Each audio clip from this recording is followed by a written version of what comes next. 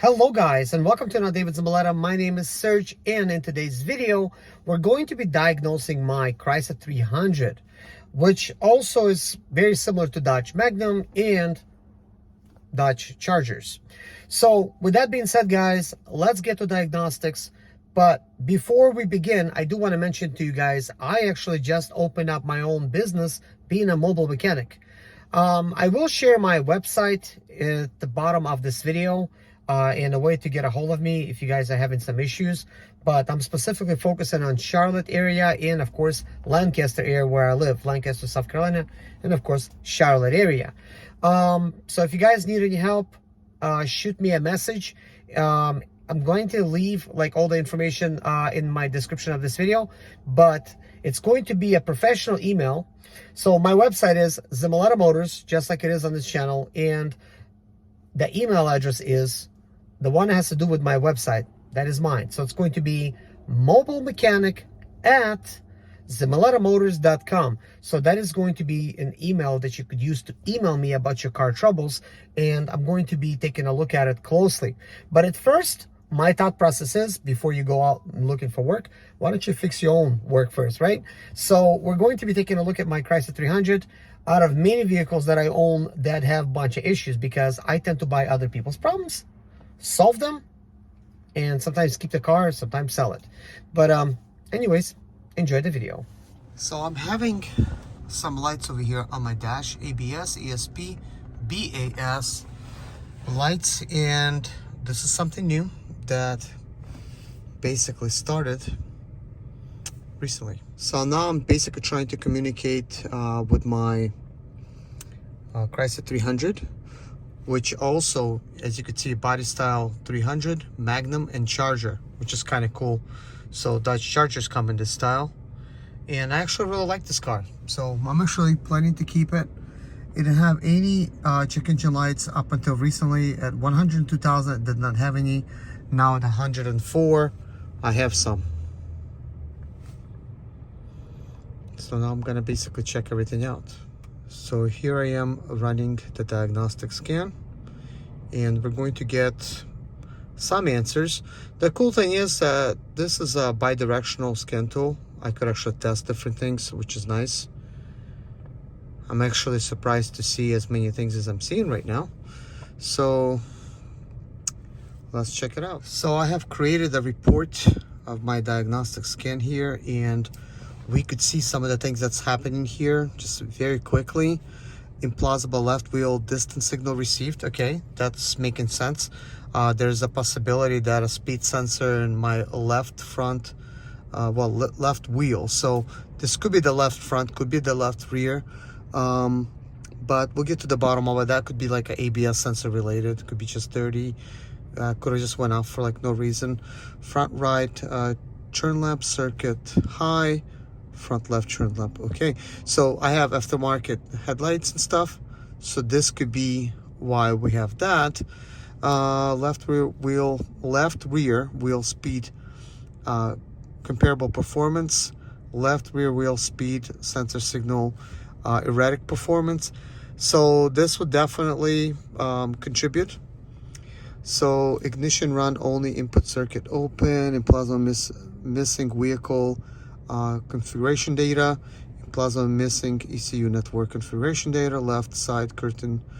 Okay, that's airbags, belt pretensioner, audio cassette error. Yeah, there is some kind of audio cassette error, which is preventing me from actually connecting my iPad through the cassette using basically like auxiliary.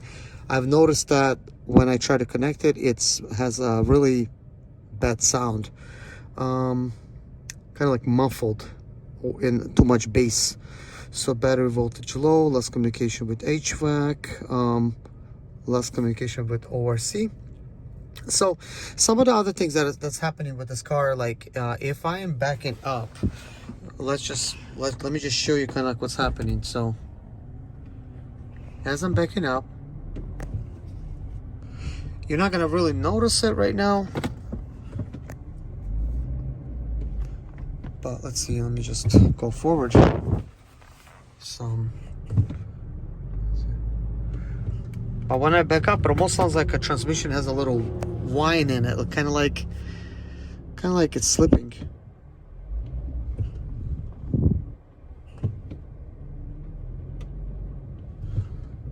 Okay, now it's acting like normal. Another thing that's been happening is when I back up, sometimes if I, let's say, like hit my accelerator pedal just harder than slow, you know, like when you're obviously trying to back up, you're not going to be hitting your accelerator like too fast.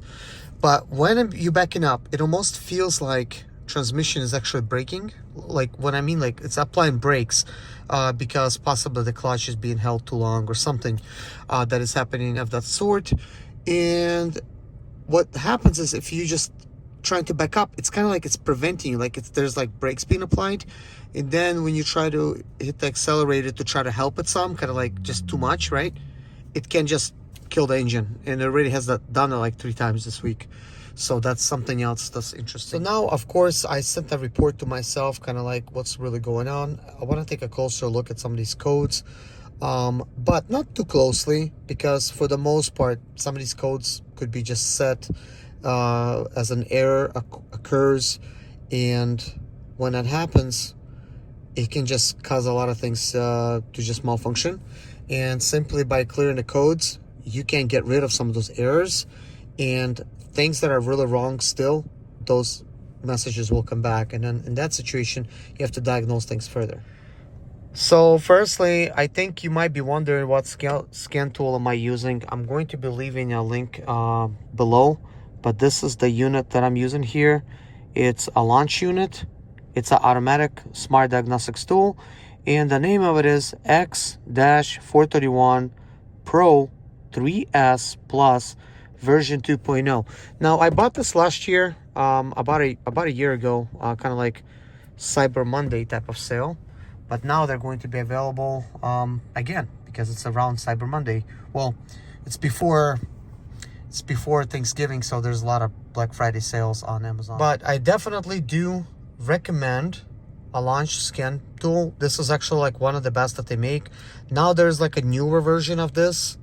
I don't know if it's any better, but it's definitely newer. It's like a 2023 version. This is a 2022 version. But you could pick these things up under $1,000 when it's basically sales. So what I'm gonna do is I'm gonna leave a affiliate link in the description of this video, and you can go check it out on Amazon to see if you like this type of scanner, or maybe you will like something else. But this is what I use, and I'm quite happy with it. So we're going to be looking at the powertrain module and just reading the code. What do we have over here? So implausible left wheel distance signal received. So here's what we're gonna do. We're going to clear this fault code. You cannot do it while engine is running. So let's just put it over here. You gotta put it in second position. So it says code is cleared. Let's now go back. So it's nice that we have like this typography here, and you could kind of see where what is and how things are connected, the way things communicate, how, you know, they're basically like on the same network. So if there's a problem here, it can cause a problem down the road. So it's kind of cool, and you could tell where everything is going from and where it's going to. So let's take a look at the ABS. Left rear wheel speed comparative performance. Let's take a screenshot of that, and we're gonna enter into that, and let's read this code, and this is what we have. So we're just going to basically see, we could also do like a data stream, but at this point, okay, on position, okay, that's what it is. So at this point, okay, look at that, they're blinking. So that's ABS. Okay, it says it was completed, and apparently they went off. A lot of times, you know, an error occurs, and, you know, that's it. Like, what you're gonna do is the perfect time to set a code, you know, that happens. And just replacing parts and stuff just doesn't make any sense when you're just doing diagnostics. Unless you're a parts changer, then in that case you're just trying to change all kinds of parts, but that's not me. So here we have this here. Let me see. I'm just gonna take a screenshot, and I'm gonna take an additional screenshot. This is just for future reference for myself in case I need to ever take a look at this. So we got ignition run only input circuit open, implausible missing vehicle configuration, implausible missing ECU network configuration, left side curtain, okay, whatever that is. First row driver seat belt. Okay, a lot of the stuff is just not important, so we're just gonna go ahead and clear these things. And by clearing, we're basically just eliminating this Christmas tree of lights, and we just go straight to the source. Let me just enter to this one here. And whenever there's codes, like I said, they will come back if there's like actual codes, like if there's actually something wrong. But sometimes this is just an error. Audio cassette error. Okay, well, let's clear it. Let's make this audio cassette error go away. And let's go back. Let's see. I don't know why I just did that. I just exited completely. But anyways, I'm just gonna check it again. As you could see, some of the stuff did not come back. Now that ORC, something did come back. And then we have some of these other things that's happening. So let's check out, what is this here? Okay, well, of course these are gonna come back. I'm missing a curtain airbag right in here.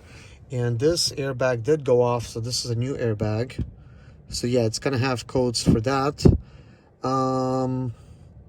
Let's do the BCM. Okay, I'm just gonna clear those. That has to do with lighting. And I think they're set because I have LED lighting, and of course when that happens, it doesn't like that too much. So let's see if it's still there, because we cleared it prior to even going there. Just gonna go back. Wow. Clearing BCM really cleared a lot of things up. So I'm gonna go ahead and do diagnostics again. So it's scanning all the systems now, and let's see what it finds. Then once this is done, I want to start up the vehicle and give it a little test drive and see if anything comes back. Okay, so that is that. So now let's just turn things off like that. Turn it forward.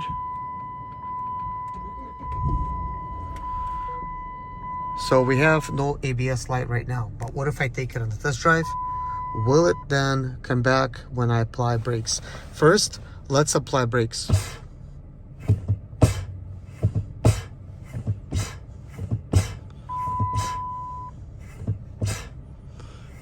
Interestingly enough, the airbag light went off and on while me doing this.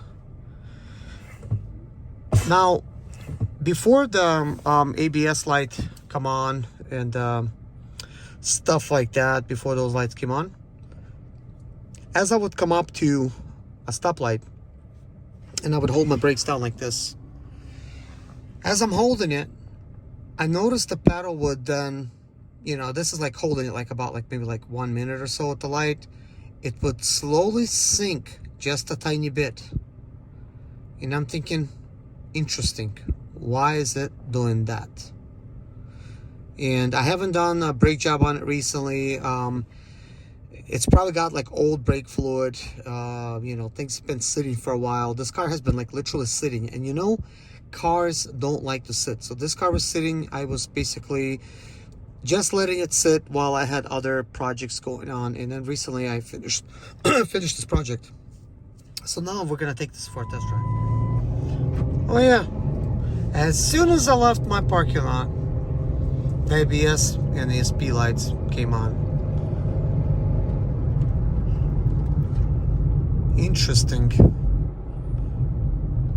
So I know I did a lot of brake presses while I was parked. because I always like to test things and see what it will do.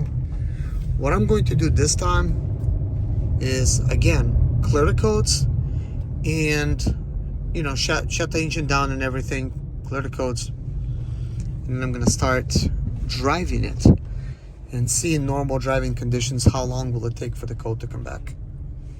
But now, for the most part, there is something wrong when it comes to the ABS sensor.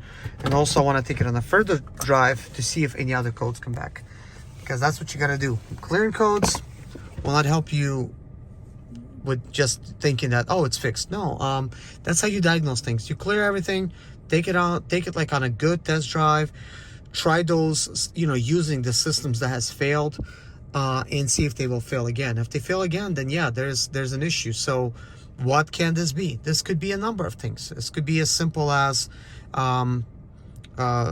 brake master cylinder has, you know, like it's failing. The ABS module, it could be like ABS sensors. It can be literally like the actual ABS, different various systems that has to do with ABS. Sometimes they're just dirty. Sometimes maybe they're full of debris on the actual sensors themselves. Like if you're gonna clean that up when doing brakes or whatever, then it's gonna start working again. Sometimes they're not spaced properly, and it can't tell how fast you're going. And this that definitely can impact, especially with the ABS, the way your transmission shifts, and things that I've been noticing with my transmission could also be because of this ABS issue. It just can't tell how fast I'm going, so things are gonna be like slowing down. Okay, so it's scanning everything and it's trying to see what will come back. So at this point, we have the PCM, we got the ABS, we got that one. I'm just basically going to clear everything and hope for the best. Try to be positive about these type of things. Yep, blinking, clearing. Okay, so now let's just twist the key off, twist the key on, put this thing over here, as you can see. So I simply hit the brake pedal, put it into drive, and now we're going to just start driving it normal. And just now applied some brakes, and there they go. So now we are 100% certain that yes, there is some kind of issue that's happening, and we need to hunt it down and figure out exactly what it is. But we have some very, very good clues as to what's really happening. And basically one of those things is it's telling me left speed sensors and stuff like that, like on the left side. And of course, now I'm back, I'm parked, I got the key in second position. Let's just go back, let's do the automatic search again. So anyways, let's take a look at this code here, the PCM. Let's go ahead and go in. Let's see, implausible left wheel distance signal. And this is what I was just telling you guys. Sometimes it's just the incorrect distance. It's either too far back, it needs to be moved slightly closer. Also, it could be a little bit too close. How could it be too close? Well, when it accumulates trash on a sensor, you know, right there where the brakes are, and it, you know, it's a magnet, so it will just accumulate it. So it then will be too close, because now some of that material that got stuck on there, it's causing the reading to be messed up a little bit. So this is a left wheel distance signal received. Now that is that. And let's look at this. So that's, hold on a second. That's ABS. What about PCM? U1417, C1002. So both of this says left. So this says left rear wheel speed, comparative performance, and this says implausible left wheel distance. So this is actually really good insight for me, as I know that there was an accident that occurred, and it was actually hit on the left side of the quarter panel, and that left rear wheel got slightly bent in a little bit, and I had to replace a control arm and the shock in order to make it straight again. Once I replaced it, it was good.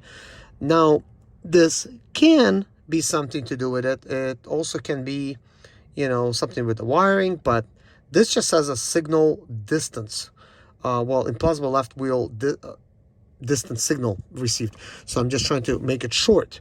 So we just need to basically simply remove the wheel and inspect the ABS sensor location, and perhaps we could just take a screwdriver and clean it up a little bit with it, or like some kind of rag with a screwdriver to just basically make it cleaner, clear the codes, and see if it will come back on a simple drive. At the worst case scenario, you just basically pop another ABS sensor in there and problem solved. But I would play around with it at first, you know, try to move it a little closer, you know, set it a little bit back just to see what would work. But it should be like a certain type of setting where, you know, it goes into. So in this type of situation, I think it's actually a little bit too close. So by sticking a flathead screwdriver and just pushing it back ever so slightly should resolve the issue. But at very first, I would definitely like to clear the codes. Also, be very careful when inserting screwdrivers or anything in that area. There's very thin metal with a bunch of grooves in it or cuts that is reading the signal, and it's so easy to bend it. So you don't want to bend that stuff. Just be like very gentle with what you're doing. Do not use that area to pry off of, you know. So do it at your own risk, okay? So at this point, I'm clearing the codes again so that I can actually take a look at it. Because once I take a look at it, the codes will be cleared, and that will give me sort of like a clean slate once I do finish. But anyways, guys, this video has came to an end. Thank you so much for watching. Take care of yourself, and see you guys in the next video. Bye-bye.